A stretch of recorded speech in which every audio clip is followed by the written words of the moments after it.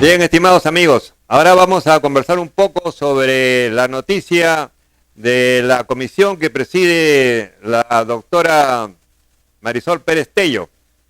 Dicen que ha citado para el 15, o sea, para pasado mañana, a la señora Nadine Heredia, así es, esposa de nuestro presidente Ollanta Humala. Así es que consideramos que esa citación lo único que está haciendo es cumplir con una formalidad. Vamos a presentar un pequeño video previamente a nuestro comentario. Grupo de trabajo parlamentario que investiga la situación o el caso del prófugo empresario Martín Belaúnde Locio ha tomado un acuerdo hace unos momentos. Estamos con la congresista Marisol Pérez Tello, grupo de trabajo que preside. Parece que se ha tomado un acuerdo para citar a la primera dama, Nadine Heredia. Buenas tardes, congresista. ¿Cómo está? Buenas tardes. Sí, cuéntenos, ¿qué pasó? Sí, bueno, hemos tenido la sesión regular. En realidad no es que se haya tomado ningún acuerdo particular, solamente se ha puesto en conocimiento de los congresistas, como se suele hacer, 48 horas antes de las sesiones para que puedan preparar sus preguntas, los citados del día viernes. En esta relación de citados del día viernes se encuentran el señor Martín Cojatzo, el señor Eduardo Francisco Seclén, la señora Yossi Díez Canseco, la señora Nadine Heredia, el señor Cristian Arbaez, el señor Manuel Fernando Mendizábal en la sesión diurna. Y en la tarde, el señor Juan Federico Jiménez Mayor, el señor Miguel Ángel Díaz, el señor Luis Ernesto Gómez y Perico Colchado. Esto se ha puesto en conocimiento de los miembros de la comisión. Esperaremos hasta las 5 de la tarde por si hay pedidos de reprogramación y luego ya será oficial la orden del día, tanto para los congresistas como para la prensa, que normalmente recibe esto un día antes o 2 días antes, dependiendo de la cantidad de gente citada. ¿La señora Nadine Heredia ya tiene fecha para esta citación? Sí, como le mencioné, está citada para el día viernes 15 a las 11:15. Ajá. Fue notificada, como todos, el día lunes, y esperaremos hasta el viernes, en caso de que no pueda venir, o contactar una teleconferencia vía Skype, como se hiciera con algunos de los otros invitados. Se le reprogramará para el día 22 de mayo, igual que a todos los demás. Nosotros estamos terminando ya las citaciones hoy, o sea, el día 15, por eso es que se informó hoy ya a toda la ciudadanía a través de la prensa, y solamente los pedidos de reprogramación pendientes que tenemos el día de hoy en la mañana 2, los que hayan en la tarde y los del viernes, se citarán para la próxima semana, igual que una visita a Piedras Gordas, al expresidente regional de Ancash. Con eso terminaríamos la etapa indagatoria, podría postergarse una semana más en caso de necesidad, ya con publicación, con citación pública para la semana del 23. Específicamente, ¿sobre qué debería responder la señora Nadine Heredia? Eso sí es parte de la investigación. En realidad ella viene como presidenta del Partido Nacionalista y como ciudadana, porque ha sido mencionada. No se olviden que nosotros agotamos en la primera etapa de la investigación todo el tema de contratos, así que se invitó a las instituciones y a las empresas, además de Contraloría y OCE, todas las empresas, los gerentes de las empresas, en algún caso empresas más vinculadas a todos los socios, apoderados.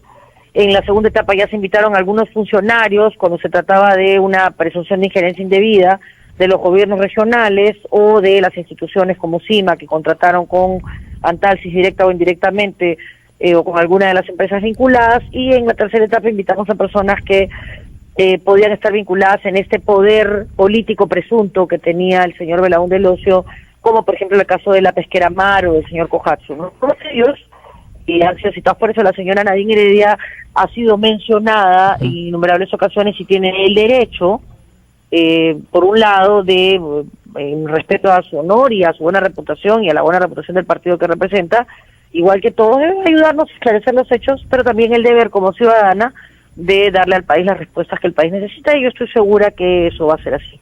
Bueno, se ha estimado que en unos 3 meses, aproximadamente 90 días, podría estar ya en nuestro país el señor Belaúnde Locio. ¿Cómo le parece? Bueno, era presumible. No se olviden que nosotros nacemos como comisión con la condición de prófugo del señor Belaúnde Locio, eso no ha variado, y la investigación se diseñó para hacerlo en esas condiciones. Es decir, el producto final, con o sin Belaúnde Locio en prisión en el Perú, va a darse en los plazos señalados, porque lo nuestro no es una investigación penal, eso lo hará el Poder Judicial y la Fiscalía en su momento. Lo nuestro es aclarar hechos, y simplemente ya tenemos una serie de hechos presuntamente probados, algunos controvertidos, que ya nos permiten tener claro qué pasó, y corregir, que para mí es lo más importante, el mayor aporte de la Comisión al país es ese, corregir las políticas y las normas que están mal y que mientras tú y yo conversamos siguen permitiendo que funcionarios inescrupulosos y un montón de sinvergüenzas se roben la plata de los peruanos y además en perjuicio de los pobres, entre los pobres del Perú. Y ya de manera residual, y alguna de esas coincidiremos con que el señor esté ya en el Perú o con el proceso judicial, remitirle a la Fiscalía lo que hayamos descubierto que pueda ser útil. No te olvides que las investigaciones van en paralelo, así que esperamos poder contribuir, pero también estamos adelantando ya alguna información que Fiscalía nos pide, siempre con carácter de reservado, ¿no? Bueno, es una gran oportunidad entonces para que las cosas queden claras, no solamente del señor Belaúnde, sino de la señora Nadine Heredia, cuestionada en los últimos días, ¿no?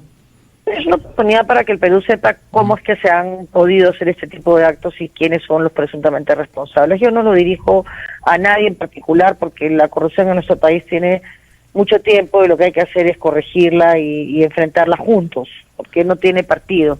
La corrupción se infiltra, ¿no? Correcto. Bueno, estimados amigos, en realidad no va a quedar nada claro con la presencia de la señora Nadine Heredia en esta comisión. Por una razón muy sencilla. Se va a acoger simplemente o a su derecho a silencio o a simplemente decir que desconoce, que ignora, que no sabe. Lo que único que no va a poder negar es que sí lo conoce a Martín Belaúnde Locio. Todo el mundo sabe que, o todo el Perú sabe que sí son amigos, son miembros de un grupo político y además Martín desde el año 2005 ya estaba apoyándolos en la campaña del 2006. Así que es todo lo que puede reconocer. Ella no tiene por qué saber si es que Martín Belaúnde Locio hizo o no hizo negociados o aprovechó o no el poder político o los contactos. Lo va a negar porque no hay forma de probárselo. Salvo que alguno de los involucrados sí dijera, sí, efectivamente me llamó Nadine y me dijo tal o cual cosa.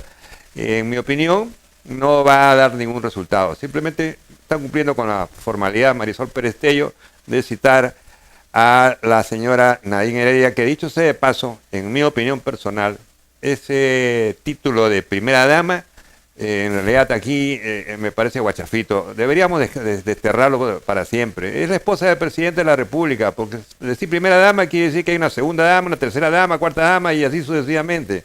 Simplemente la esposa del presidente de la República. Y ahora, por supuesto, ella es presidenta del Partido Nacionalista. Bueno, está bien, pero eso de primera dama no va. Suena guachafo. Sí. Yo ahí, Víctor, quiero agregarle un pequeño antecedente y me quiero remontar a parte de la historia, ¿no? Por ejemplo, en la época de China de Mao, siempre yo tomo estos antecedentes que me parecen ilustrativos. En la época de China de Mao, la esposa de Mao ya comenzó a tener un poder casi divino, porque casi como de cogobierno. Y entonces llegó a tal nivel que en determinado momento, cuando la China de Mao entró a un proceso revisionista, el revisionismo no es aquello más que el proceso en el que momento que la ideología que se convierte en dogma comienza a desdibujarse, se aleja de la línea del partido. Entonces la señora esposa del presidente chino Mao Zedong comienza a hacer la famosa revolución cultural y comienza a ejecutar a todos aquellos revisionistas que eran los que pensaban que el modelo chino tenía que tener variantes. Entonces esas líneas ideológicas que se desviaban de la línea correcta, para ellos según correcta, comienzan pues a ejecutarlos en las plazas de armas y la señora comienza con la famosa llamada Banda de los Cuatro. Comienzan a ejecutar en las plazas públicas de las ciudades más importantes. Los arrodillaban y les metían un balazo en la cabeza con un fusil o con pistola o los mataban, pero de tal suerte que con ello supuestamente hacían la revolución cultural necesaria para pasar a la siguiente fase, que era el comunismo. Entonces, ella llegó a tener demasiado poder, pero ustedes saben que nada dura eternamente en la vida. Se produce un cambio de gobierno por la muerte del mismo Mao y entra Deng Xiaoping el año 1976. Y lo primero que hizo Deng Xiaoping entre tantas reformas fue trabajar con las fuerzas de seguridad del Estado y jerarquiza a las fuerzas chinas de ser un ejército de liberación nacional y lo convierte en ejército popular chino. Entonces, el ejército popular chino lo jerarquiza, le pone grado de generales, oficiales superiores, subalternos, como son todos los ejércitos del mundo, y deja de ser simplemente milicianos y comandantes. Entonces, pero ese cambio, en donde fortalece la institucionalidad y le da un poder a los aparatos del Estado armados, a las fuerzas de seguridad, los empodera, entonces a partir de ahí hace su revolución. Y las primeras víctimas de ese cambio es nada más y nada menos que la señora esposa del presidente, a quien la condenan a la pena de muerte. Ese es el ejemplo ilustrativo en la historia, que me parece que ese es el camino en el que se ha sometido por el hecho de querer manejar, cogobernar en forma ilusa, en forma ilegal, ilegítima y en todas las formas inconstitucional, el hecho de tomar decisiones. Hemos escuchado en algunos de los casos que se decía, por ejemplo, que en los consejos de ministros participaba la señora dando opiniones como presidente del partido. Por favor, eso fue una estupidez, una debilidad y una cobardía de los propios ministros de no haberse puesto los pantalones. Yo he visto a algún presidente del Consejo de Ministros que sale a hablar de política y quiere ser presidente, pero él dice que no lo mandaba la señora, pero sin embargo estaba presente en las mesas del Consejo de Ministros. Entonces ya eso, el aceptar eso deviene de una inconducta de los propios funcionarios del Estado y haberle permitido que la señora tome decisiones de tal naturaleza, que yo le da la luz verde, que no le da la luz verde, y se nota porque en todo momento la guachafería del presidente dice Nadine y yo. Oiga, un momentito, lo han elegido a usted, no a la Nadine. Entonces tenemos que decirlo porque nos parece pésimo ejemplo para la vida democrática, para generar valores democráticos, de que alguien usurpe funciones. Entonces, de esa perspectiva, que me he permitido agregarle a esto, mi estimado Víctor, considero que este es un tema también que tiene que lindar con eso. Por eso que hoy veo, aun cuando ella no quiera declarar, hay una carga subjetiva muy fuerte de quienes en algún momento van a tener que responsabilizarla a la señora por todos estos aspectos que vinculan a Martín Belaúnde, porque para que Martín Belaúnde haya actuado, tiene que haber estado empoderado. Si no lo ha hecho por el presidente, la habrá hecho ella, la que ha asumido, ha usurpado el poder, la usurpadora, entre comillas, ¿no? Ese es mi punto de vista y no sé, Víctor, si de alguna manera compartes conmigo este punto de vista o tienes otra idea en contrario, ¿no? Puedo corroborar inclusive que la amistad entre Martín Belaúnde con Ollanta y con la señora Nadine sí es cierta. Esa, todos quienes estuvimos en aquellos tiempos trabajando por la creación del partido y de la campaña, lo sabemos perfectamente y los conocemos, así que eso es imposible de negarse. Ahora, que se pruebe o no, se pueda probar o no, se pueda demostrar o no, no ante la comisión, sino ante el Poder Judicial, que Martín Belaúnde efectivamente se benefició con suculentos contratos con empresas, valiéndose de poder político, de influencia política, eso es bastante difícil. Y menos aún si es que lo traen extraditado con solamente delitos insignificantes como el de asociación ilícita para delinquir, el de peculado, que no es de funcionario público. O sea, menos aún con esos delitos insignificantes. Así es que mientras no vengan, que lo dudo, que lo traigan, que lo extraditen durante este gobierno, imposible a Martín Belaúnde, imposible. Claro. Así o que sea, es un anuncio pírrico, una victoria pírrica de decir que ya lo traen y que lo van a expulsar. Pero aquí lo criticable, mi estimado Víctor, también es ver la conducta de los medios de comunicación, ¿no? Pero de algunos medios de comunicación mayoritarios, vamos a decir los medios de la concentración, que titulares inmensos le han dado como que si fuera un logro del Estado peruano el supuestamente haber conseguido que la Corte, el Tribunal de Justicia, la equivalente a la Corte Suprema del país, acepte la extradición. Lo han puesto como titular, y ojo, que ni siquiera es un triunfo peruano, sino es un triunfo de la justicia boliviana, decisión, de que se deshace de su lastre, de su basura, como bien ha dicho, ¿no? Pero el tema que esto debe, la lectura que debemos sacar, o la enseñanza que debemos sacar de esta lectura, es que las conductas ilegítimas tienen mal fin. O sea, nadie eligió a la esposa para que supuestamente actuara como ha actuado.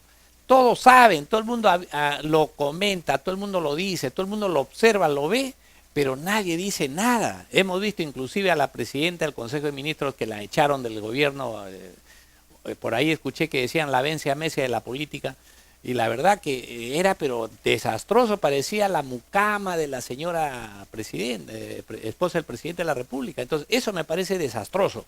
Por eso que la crítica que hacemos acá, para que esto no se repita, para que las conductas de los funcionarios que llegan al poder, al gobierno, y de a todos aquellos, es que todo esto es prestado y no tenían por qué usurpar funciones. Nuestras esposas son nuestras compañeras, son nuestras acompañantes, compañeras de viaje, pero jamás es como que si yo en mi vida hubiera aceptado que mi esposa es la generala, pues, y eso no es así. Aunque en mi casa me pueda poner a marchar, pero señores, eso no puede suceder. Por eso lo digo claro, aunque la historia nos ha dado ejemplos, y hay muchas anécdotas, por supuesto que en el tiempo eran peor. Obviamente, a partir de la historia y nos hemos mejorado en todo caso, para eso es este espacio, para decirnos y mejorar. Han habido justamente esposas que han actuado pues de una manera inescrupulosa. Claro. Y eso también debe pasar con la fly hostess que acompañaban al piloto. No sé qué nos cuentas tú a ver en esa aventura. Esos temas mejor no lo mencionamos. Mejor no. Ya, pero hay algunas que se empoderan. Así es, se empoderan. Se empoderan y se creen la comandante de la nave, ¿o no es así? Bueno, mejor no hablo, dice acá Víctor, pero efectivamente, entonces, para evitar ese tema y no chocar con aspectos ya tan sensibles, tan suspicaces, porque caramba, ahí estamos agarrando ropa tendida, pero efectivamente, para eso sirve esto, para darnos este tipo de mensajes y ojalá, aunque sea, fíjense ustedes, en las asociaciones de vivienda, en la junta vecinal del barrio, el hecho de que lo elijan a uno presidente de la junta vecinal no significa que hemos elegido a la esposa, hemos elegido digamos a ella para que tome decisiones, y nosotros tenemos que aprender al valor de la democracia. La democracia se sustenta en las decisiones de la mayoría, y las mayorías eligen a alguien, y ese alguien no viene con cola. No es que cuando uno se casa con la familia, ¿cierto? No, señor, yo me caso con mi esposa. Nada más, no me caso con mi suegra, no me caso con mi suegro, y si mi suegro es un traidor habrá que fusilarlo. Pero en este caso, yo le digo con claridad, esto tiene que servir como ejemplo y debe ser hasta por último, de cambiar hasta con una ley para que esto no vuelva a suceder, porque resulta que a veces cuando no somos inmaduros democráticamente, puede ser que hay que reglamentar cosas para que evitar que esto vuelva a suceder en el futuro. Y debe ser hasta motivo de campaña para evitar que esto sea, porque ¿quién nos dice que pueda nacer por ahí un inefable que aparezca y en donde resulta que la presidenta de la República va a dar órdenes, va a mandar al Congreso, va a mandar... Es decir, señores, eso solamente pasa en un país con una inmadurez democrática muy grande, y un país que se asemeja a un país bananero, a un país africano. No, pero también depende muchísimo de quién es el que manda, varón, pues, varón. No, pero pues, hay varones pues que no tienen pantalones. Parece que en este caso pues también es otra de las debilidades, pero no, en aquellos tiempos se comportaba como hombre. Cuando nos conocimos se comportaba como varón. Bueno, como varón, sin la otra connotación, ¿no? Simplemente que ella participaba, como todos aportábamos trabajo para lograr el objetivo que era crear el partido y participar en elecciones. No se le vio nunca que ella lo dominara o lo sometiera, o él estuviera sometido, como decimos vulgarmente, con calzonudo o saco largo. Pero no. Esto ha aparecido ya cuando llegaron al poder. Ahí empezó de a poco ir cada vez tomando más relevancia en el manejo del país, a punto pues en que ha llegado a extremos como dar luz verde para que se haga una operación de compra-venta de armas. Así que esto realmente que nos sirva como experiencia para que realmente se modifique en algo la ley, o se establezca pues que se deseche por completo este título de primera, ¿no? de la primera dama, no la esposa del presidente de la República, que han habido esposas del presidente de la República que han dado han hecho una labor encomiable y que han pasado casi inadvertidas con los comités de damas del Congreso, que se dedicaban a hacer obras de bien social y que han tenido una repercusión muy, muy importante en la clase pobre de nuestro querido Perú. Bueno, amigos, creo que es suficiente lo que hemos hablado al respecto y con ello creo que queda objetivamente demostrado que este caso tiene como arista importante justamente eso, mostrar de que en este país nosotros debemos madurar democráticamente y que cada uno debe cumplir el rol que por la Constitución y las leyes nos han encomendado. Caso contrario, vamos a encontrarnos con las esposas de los Mao Zedong, vamos a encontrarnos con la conducta que hemos visto y eso es lamentable. Por ello, estimados amigos, después de haber evaluado este tema, vamos a tocar un tema también que tiene que ver con lo que es la institucionalidad. Porque lo primero linda con la falta de debilidad institucional. Y hoy también estamos frente a eso. Vamos a tocar el tema del fiscal Ramos Heredia, quien el día de hoy ha sido prácticamente suspendido como fiscal en general, o sea, no va a pertenecer más al Ministerio Público y por supuesto, como bien lo ha dicho en la presentación de la noticia, él seguramente tendrá allanado 5 días para presentar todos los recursos pertinentes. Pero para ahondar más en el tema, mi estimado Víctor, vamos a ver un video. Producción, a ver si nos ilustras con... Cancelación del título y cualquier otro nombramiento que se le hubiera otorgado al doctor Carlos Ramos Heredia a que se contrae el artículo precedente del presente informe. Cuarto, disponer la inscripción de la destitución en el Registro Nacional de Sanciones Administrativas. Quinto, la presente resolución de destitución se ejecuta de forma inmediata conforme lo establecido en el artículo 34, numeral 4 de la Ley Orgánica del Consejo Nacional de Magistratura, modificado por la Ley 30.270. Este acuerdo ha sido por mayoría de los miembros del Consejo Nacional de la Magistratura. En relación al proceso disciplinario número 042-2014, también el acuerdo del Consejo ha sido por la destitución del referido magistrado. De igual manera, en el proceso disciplinario número 043, la decisión del Pleno del Consejo Nacional de Magistratura por mayoría ha sido la destitución del señor magistrado. Cabe señalar que esta resolución se va a ejecutar de manera inmediata. Por otra parte, el señor magistrado destituido tiene la posibilidad de interponer un recurso de reconsideración en el plazo de 5 días que se le sea notificada la resolución correspondiente. Muy buenas tardes. Bien, entonces Carlos Ramos Heredia. Bueno, como hemos escuchado, estimados amigos, tiene el derecho de interponer un recurso de reconsideración y si le es denegado o le es adverso, puede recurrir al Poder Judicial para, mediante una acción de amparo, buscar que se revoque esta decisión del Consejo Nacional de la Magistratura. Pero, en mi opinión, él ya debería retirarse. Está demasiado cuestionado desde su nombramiento. Desde su nombramiento, recordemos que hubieron allí algunas movidas, unos cambios, unas sacadas, unas puestas que lograron colocarlo en el cargo de fiscal de la Nación y fue seriamente cuestionado ese proceso. Entonces, si desde el inicio y ahora termina con la destitución, ha tenido una trayectoria demasiado cuestionada, yo creo que él ya debería optar por retirarse, no interponer ningún recurso, aceptar esta decisión y dedicarse a disfrutar de su pensión, porque se va con todos los beneficios, porque tiene más de 35 años de servicios en el Ministerio Público, y se va tranquilo a su casa a descansar o a ejercer la magistratura, una cátedra en alguna universidad, si es que quiere todavía tener algo de actividad, o ejercer el derecho. Pero ya no debería continuar luchando por recuperar el poder de la Fiscalía de la Nación. No sé qué opinas.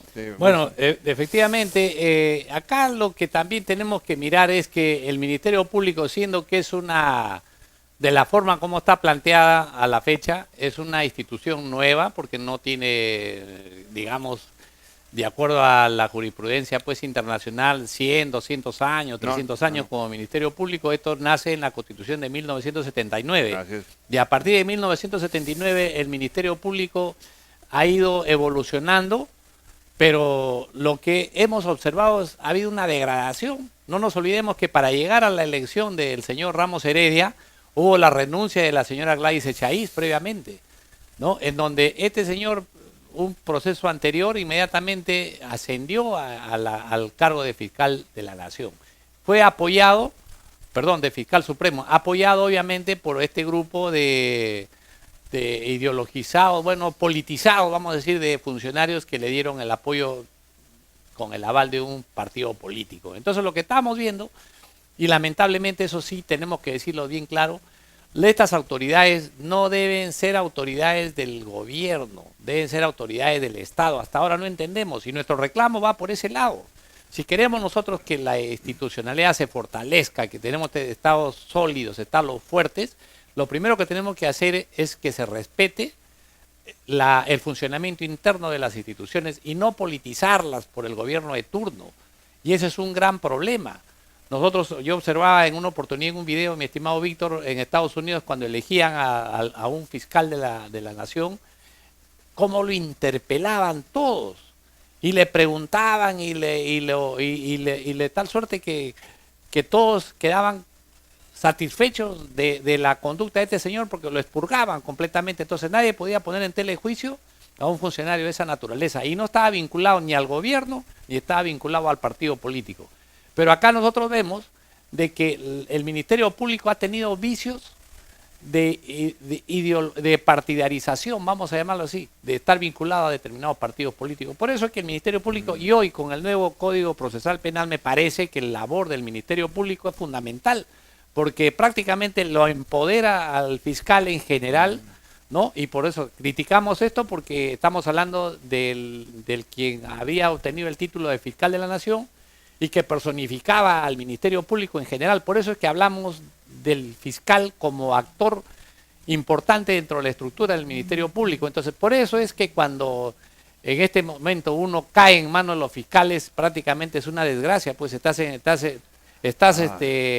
prácticamente expuesto a una serie de vejaciones, a una serie de situaciones indecorosas a veces, pero al fin y al cabo estás ahí, ¿no? ¿Y qué haríamos para salvarnos de ese tema? Es parte, el Ministerio Público es parte de todo nuestro sistema judicial que está diseñado precisamente para favorecer la corrupción, para favorecer el abuso, para favorecer la injusticia. Y lo digo porque el sistema judicial peruano es totalmente diferente al que tú acabas de mencionar en Estados Unidos, en Europa, son otros sistemas jurídicos. En el nuestro está mal parido, por decir, nació mal, nació con otras intenciones, no con la de hacer justicia. Por eso es que los procesos aquí demoran, cuando conviene, una eternidad, y cuando no conviene, rapidísimo. El Ministerio Público es parte de nuestro sistema. Es la primera entidad que interviene en la investigación de un delito. Voy a poner un ejemplo. Por desgracia, atropello con mi automóvil a una persona. Interviene el fiscal para el levantamiento del cadáver, ordena el levantamiento del cadáver, va a la morgue, la policía hace la investigación por orden del fiscal, empiezan a hacer la investigación, las pericias, y bueno, se determina que estuve en exceso de velocidad o ebrio y se me abre un proceso judicial. El fiscal formaliza una denuncia ante el juez me abre instrucción, un proceso penal y estoy involucrado en una maraña infernal de un proceso que me va a tomar X cantidad de años y de problemas. Pero, si tengo los contactos necesarios o el dinero suficiente como para que esa pericia hecha por la policía o el fiscal que es amigo y conocido de fulanito, sutanito, menganito, se archiva. No se prueba que estuve con exceso de velocidad, que no tenía la licencia de conducir al día, todo se arregla, todo se soluciona. Pero hay otros casos en los que, como me gusta repetir tu frase, capturan a un pájaro frutero robando un celular y le clavan 12 años. Y rápidamente. ¿no? Claro. Inmediatamente. Inmediatamente, rapidísimo. ¿no? Entonces, esa forma de administrar la justicia en el Perú es la que el pobre la sufre, porque los ricos no pasan por el Poder Judicial. excepto un empresario que hace poco está condenado y que está prófugo. Uno, en la historia del Perú. Pero después los ricos no, los ricos se van al arbitraje, designan árbitros y solucionan sus problemas. O negocian o transan, acuerdan. Las cárceles están llenas de ¿quiénes? De misios. De gente pobre, de microcomercializadores, de ladronzuelos, bueno, ahora de unos cuantos sicarios, que inclusive no creo que haya muchos sicarios presos, están prófugos, están buscados. En fin, pero esa es la justicia en Perú. Tenemos más de 70.000 internos. Así es. Y menos de la mitad están con condena. El resto están en proceso. Y muchos de ellos... 12.000 condenados, dice. Así. 12.000 nada más. 12.000 nada más, Ah. peor todavía. Y el resto están en proceso. Y esos procesos, muchos de ellos, que le corresponde una pena, por decir, de 5 años, tienen 7 años en la cárcel. ¿Y por qué no salen? Porque simplemente no tienen dinero para pagar un abogado y los abogados de oficio no se abastecen. Así que la Administración de Justicia también es otra de las instituciones, otro de los poderes del Estado que tiene que ser reformulado. Claro. En realidad, nuestros queridos peruanos vamos a tener que refundarlo, rehacerlo, reconstruirlo, reconstituirlo. Por eso, mi estimado Víctor, es que más de una oportunidad, amigos, nosotros hemos dicho que este país, bajo la administración unitaria y descentralista, que la Constitución prevé que seamos así, unitarios y descentralistas. Entonces aquí nos encontramos con una antinomia. Es decir, nosotros no podemos ser unitarios y a la vez descentralistas. Porque cuando decimos que somos unitarios es porque concentramos el poder del capital. Y cuando decimos descentralistas es que tenemos el poder en Lima y desconcentramos para provincias, para departamentos. O sea, no somos las dos cosas. Pues entonces cuando decimos somos unitarios, oye, un momentito, ¿cómo puede ser unitario y cómo puede ser descentralista? Eso, ahí tenemos una antinomia o contradicción, que lo llamaríamos en el lenguaje más común. Pero fíjense ustedes, amigos, nos damos cuenta que esa forma de habernos manejado desde la República en el año 1821 hasta el año 1989, que iniciamos el proceso de regionalización para convertirnos en regiones, no funcionó. Y las regiones del año 1889 al 2002, 2003 con Toledo, creamos nuevamente las regiones, las volvimos a activar las regiones, no nos ha dado resultado. ¿Y saben por qué, amigos? Porque no hacemos una verdadera reforma. Y aquí es donde nosotros siempre hemos propuesto una posibilidad, seguramente que podríamos conseguir o no, mi estimado Víctor, pero de acuerdo a lo que consideramos que es útil para este país, que es multicultural, multilingüe, multiétnico, geográficamente heterogéneo, separado por nichos culturales diversos, hartamente conocido por nuestra historia, que la sabemos desde que estábamos en primaria o en secundaria. Entonces, nuestro país necesita ser federal. Y el federalismo, ¿por qué el federalismo es una opción para un país tan diverso como el nuestro y un país medio? ¿Saben por qué? Porque es un país que respeta todos estos nichos culturales y permite gobernarse mejor. Porque no podríamos, desde Lima, como ya lo hemos visto, no ha funcionado. Y por eso que justamente las reformas que devienen de ese federalismo, como lo hemos visto en Estados Unidos, como lo hemos visto en la República del Brasil, como lo hemos visto en Alemania, como lo hemos visto en otros países que tienen este modelo de administración federal o autónomo, como es en parte España, pero no lo es totalmente. Entonces, en este momento, España, perdón, lo sacamos porque España es descentralista. Entonces, como es los partidos, los autónomos, los estados federales, la elección del sistema judicial es por elección del voto. Los jueces y fiscales son elegidos en la comunidad. Entonces nosotros ahí lo elegimos y nosotros mismos lo podemos de alguna manera vacar cuando esto no funciona. Por eso es que a veces nos llama la atención que muchas reformas que estamos tomando en nuestro país, la tomamos de estos estados, pero no nos damos cuenta que hay otro tipo de administración, como el caso de la reforma educativa. Es hecho en un país que tiene una organización federal y le entregamos a las municipalidades. Señores, en una organización federal la educación la manejan los gobernadores. Ya, el mismo título de gobernador deviene de un nombre que se le da a un gobernante que maneja el Estado federal de un Estado-nación federal. Por eso se le llama gobernador, porque gobierna ese estado. Y entonces desaparece la provincia y solamente hay el gobierno federal, estadual, y obviamente de ahí vienen los que serían los distritos o los condados en Estados Unidos o los distritos. Por eso es que permite que el gobierno federal lo maneje mejor. Y entonces, ¿qué permite? Porque tengo diputados federales, tengo la Contraloría Federal, tengo el control inmediato, previo y posterior.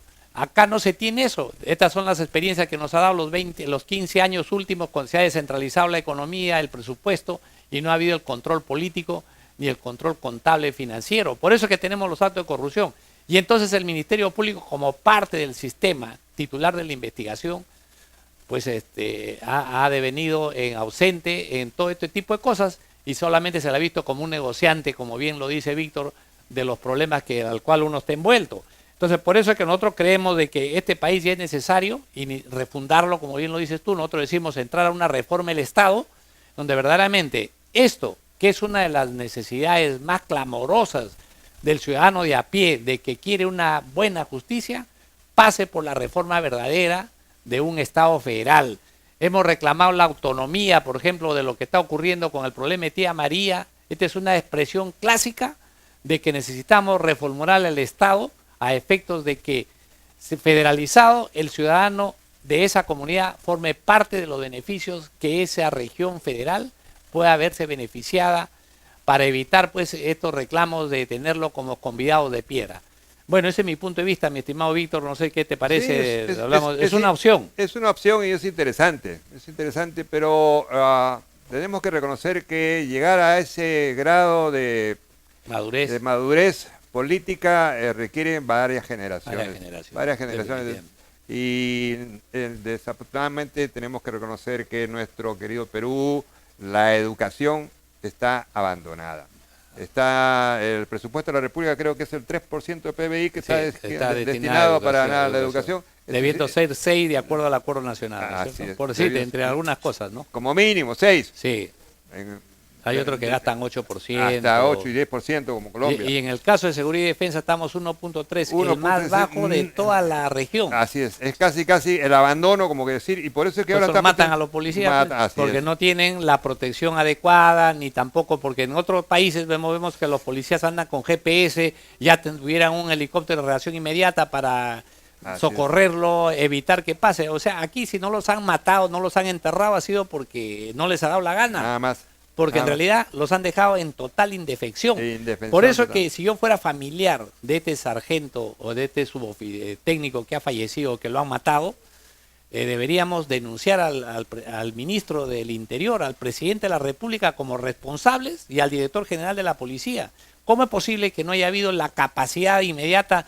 Existe algo que se llama la reserva, inmediatamente para que vaya a apoyar a la gente que haya sido averiada, como en este caso. No ha habido nada de eso. A Dios gracias que no ha habido cosas mayores, pero bueno, tenemos pues 4 hombres graves y por supuesto un fallecido, ¿no? Bueno, entonces como parte del reclamo que hacemos y un Ministerio Público que ha debido estar ahí inmediato, el Ministerio Público ha debido estar ahí, sí, y ese caso nos hace reconsiderar también el simple hecho de que se han tomado medidas apresuradas y sin ninguna estrategia ni cálculo certero desde el punto de vista estratégico, porque ese policía lo trajeron del Cusco, lo dijimos ya, lo trajeron del Cusco y era un policía de tránsito. Claro. No estaba preparado para afrontar una situación como la que... 53 años de edad, o sea, ya no era un joven.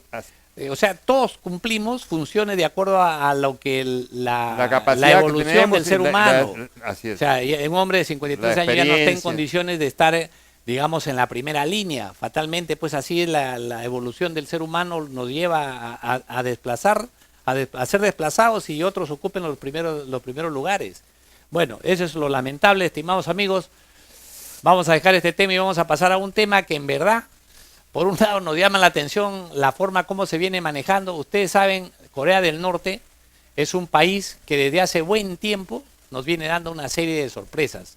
El primero que Corea del Norte nace a raíz del conflicto que se genera entre Francia y las Coreas y Corea. Y entonces a raíz de un tratado se dividen. las dos Coreas, una del norte y una del sur. La Corea del Norte, prácticamente gobernado en ese momento por Kim Il-sung, ¿no?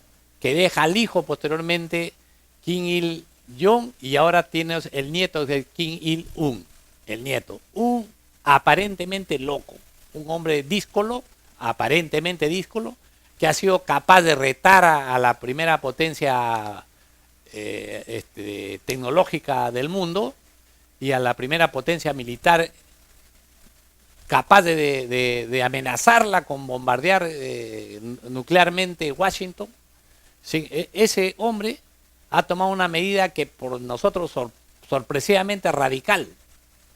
Simple y sencillamente porque el ministro de Defensa en un desfile militar se quedó dormido, lo ha mandado a ejecutar por un pelotón de fusilamiento.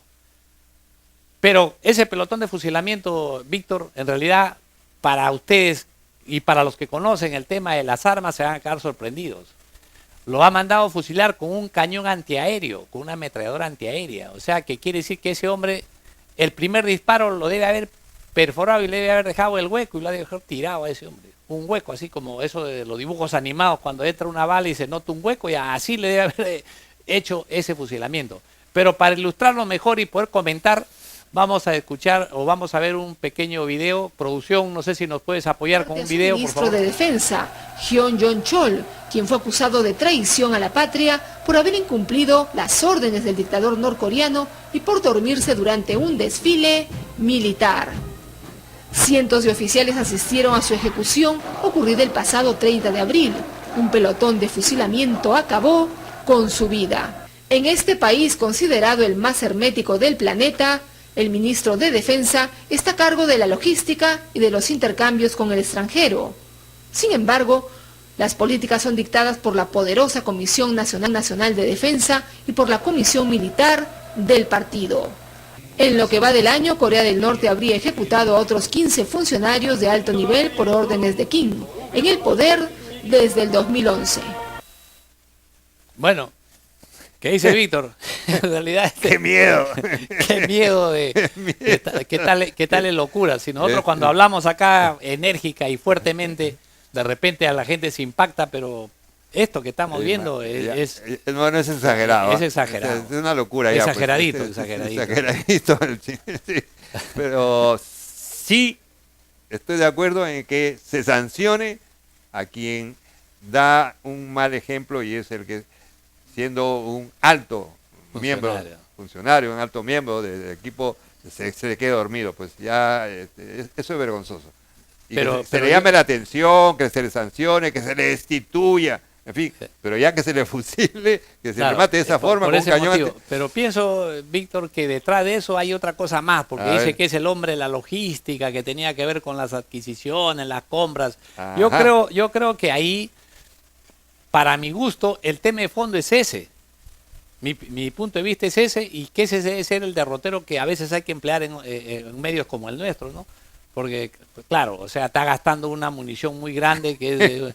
un arma antiaérea que es costosa, pues, ¿no? Cuesta, por decir, cada cartucho estará $3,000, $4,000. Gastar para matar a una persona bastaba con un disparo de $1, ¿no? Porque con ello hubiera sido suficiente, y gastar $3,000 es demasiado caro, ¿no? Pero ¿cuál es el trasfondo entonces? El trasfondo para mí, lo que yo imagino, por lo que hemos escuchado en el video, que el tema de fondo es acá algún proceso irregular en las adquisiciones o en las ventas, porque no nos olvidemos que Corea es un país muy cerrado y su economía es cerrada, o sea, las ventas son hechas por el Estado y las compras son hechas por el Estado, o sea, todo lo que entra y sale es a través del Estado, no hay la empresa privada que es intermediaria, no, todo el negocio es así, y entonces por ahí creo yo que es donde debe estar el problema, ese es mi punto de vista y me parece que por ahí está, y esto tiene que ver con una supuesta lucha contra la corrupción o una forma de imponerse, porque dice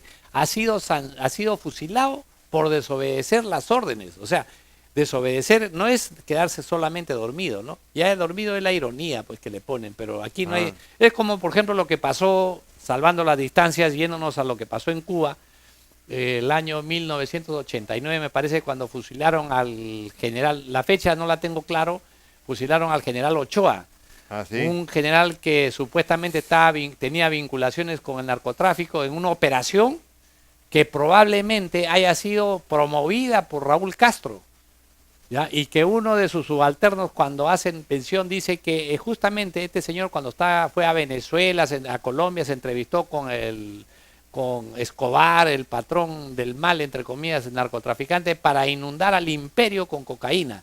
Pero eso no nos van a contar cuentos que inundar al imperio con cocaína era para entrar en negocio y sacar dólares de la cocaína, ¿no? Cuando este proceso se sale al mundo, entonces comienzan a tomar medidas drásticas y lo fusilaron pues al señor Ochoa. ¿no? Para que no hable. Entonces yo pienso que acá hay varias cosas también que descubrir. Seguramente que pasará el tiempo y nos enteraremos, por ejemplo, de que lo usaron como chivo expiatorio a este ministro para que no hable de supuestas compras que podría haber estado metido Kim Il-un, el mandatario de la Corea del Norte. Podría yo suponer ese escenario, porque en el caso contrario, resulta que hace poco, hace unos 4 o 5 años, hemos visto un video donde uno de la guardia personal de Fidel Castro dice que escuchó que Raúl le estaba dando cuenta a Fidel del negocio de la droga, ¿ya? Y él habla después y están los videos en YouTube, y uno puede buscarlo, dice que había un negocio, un negociado, pero al final ellos tomaron la decisión de ejecutarlo y a sacarlo como un narcotraficante y limpiaron y se curaron en salud. Por eso que este tipo de cosas en gobiernos de esa naturaleza siempre se prestan a una disquisición, a una suerte de duda en cuanto a la honorabilidad y a la rectitud de las medidas tomadas. Entonces yo creo que en este caso hay que mirarlo con pinzas, hay que mirarlo con detenimiento, porque medidas de gobiernos dictatoriales, absolutistas, como el que promueve en este momento la Corea del Norte, tienen que tener, pues, y con un presidente muy pintoresco, ¿no? Como es este señor joven, no debe tener más de 30 años, 32, 31 años, en donde lo estamos viendo, este señor va a morir de infarto porque es obeso y todas esas cosas, no cuida su salud. Sin embargo, tiene mando sobre uno de los ejércitos más grandes que también queda en el Asia, ¿no? Pero también ha demostrado algunos actos de locura. Sí, ya, debe tener algunos de esos, y bastantes. Sí, ha lanzado sus aviones para provocar a los portaaviones de los norteamericanos que están cerca de sus fronteras. En fin, ha hecho algunas cosas que han alarmado al mundo incluso, ¿no? Con esas amenazas contra Estados Unidos. Podría ser que un arranque de locura o este tipo está pues desfasado, pero ya llegar a este extremo de matar, fusilar o quitar la vida de alguien por mucho que sepa de él o cualquier otro motivo, es una cosa. Preferible es la horca, pues, o la guillotina, pero utilizar un camión. Un cañón. Un cañón. No un fusil, sino, un según cañón. La referencia dice que ha sido con un cañón.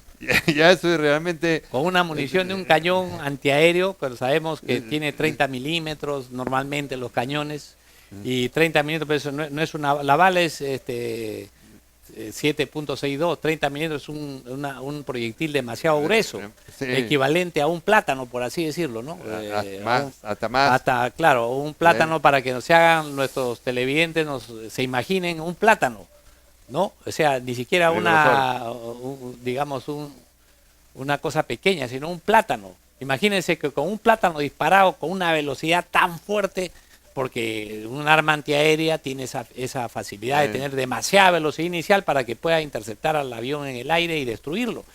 Esa arma es la que ha impactado sobre el cuerpo de este general coreano. En presencia de toda la oficialidad, oficialidad. como una conducta ejemplarizadora. Entonces yo, para ejemplarizar el caso, le digo que como los dibujos animados, o sea, le ha hecho el hueco, y bueno, pues si lo ha perforado, o sea, le ha dejado el hueco. O sea, imagínense ustedes, podían ver al señor, lo paraban y efectivamente veían un hueco al otro lado, ¿no? Eso así de terrible es esta forma de ejecutarlo, pero como digo, mi presunción es escarmiento. Que este escarmiento para que no hable, y por último para tapar escarmiento por un lado, y también para tapar cualquier posibilidad de que hable, porque el señor manejaba la logística en su país, y eso sí es lamentable, pues, porque no debería continuar. Pero bueno, no es tampoco un ejemplo a seguir. ¿Ah? No No de es un ninguna ejemplo a manera. seguir, ni tampoco estamos pidiendo de que se aplique aquí en el Perú. Sí, Muy sí, caro, porque muy los caro, $3.000 caro. cada proyectil de esos, ¿no? Que sí deberían haber algunas cabezas colgadas en la Plaza de Armas después del 28 de julio del 2016. Hasta ahí sí está de acuerdo. ¿No es cierto? Llevar a los que habitan en Palacio, llevarlos y colgarlos. Hasta ahí, pero ya esos extremos son cosas que escapan a nuestra sensibilidad, ¿no? En fin, de todos modos, es grato comentar hechos de esta naturaleza porque anecdóticos, ¿no? Porque ilustran pues cómo es que estamos en extremos y se llegan a extremos de una y otra forma, ¿no? En casos en el que la corrupción se permite libremente, impunemente, como aquí, y no pasa nada con la gente de cuello y corbata, como se dice, aquellos que la usamos, con los pobres pájaros fruteros que mencionas tú, que van a la cárcel en un santiamén. Y para terminar, me estaba olvidando de un ejemplo cuando puse el atropello con mi automóvil a una persona. Ya. Interviene el fiscal y empieza todo el rollo de este proceso para alguien que cometió Un delito. un delito. Resulta que se cae un avión, mueren 123 personas y el fiscal no interviene. ¿Así? O sea, muy pocos muertos. No, 129 es muy Sí, poco. muy poco. O muchos, O muchos mucho- para él. mucho No para interviene. ¿Por qué? Porque hay una comisión de investigación de accidentes de la Dirección General de Transporte Aéreo, del Ministerio de Transporte y Comunicaciones, que es la encargada de investigar los accidentes. Y el fiscal está pintado. No interviene. Y le hemos dicho a este fiscal, al anterior, a todos los fiscales que en los últimos 20 años han pasado por el Ministerio Público, les hemos dicho claramente como asociación de pilotos y también como personas de pilotos que deben haber fiscales que intervengan de inmediato que se produzca un accidente. Si no conoce de aviación, un asesor, un especialista, porque no es posible que se caigan aviones, que mueran centenares de personas, que nadie vaya a la cárcel, ¿no? Y cuando atropella a una persona, a alguien, va a la cárcel. Claro, O sea, esa vez cuando iban a buscar a unos viejos decrépitos, a unas pinturas que estaban exhibiéndose en un lugar, el último día habían 39 fiscales. sí, sí. Qué gracioso, qué gracioso. Bueno, estimados Gracias. amigos, el tiempo nos ha quedado corto, les agradecemos la atención y la próxima, el día de mañana tocaremos temas importantísimos que también seguramente hablaremos con la agudeza y con la claridad con que creo que es necesario tocarlos para hacer docencia de las cosas que ocurren en nuestro país. Muchas gracias por la atención. Víctor y el que habla, nos Muchas despedimos. gracias. Hasta la próxima. Hasta la próxima. Muchas gracias. Gracias. Chao, amigos.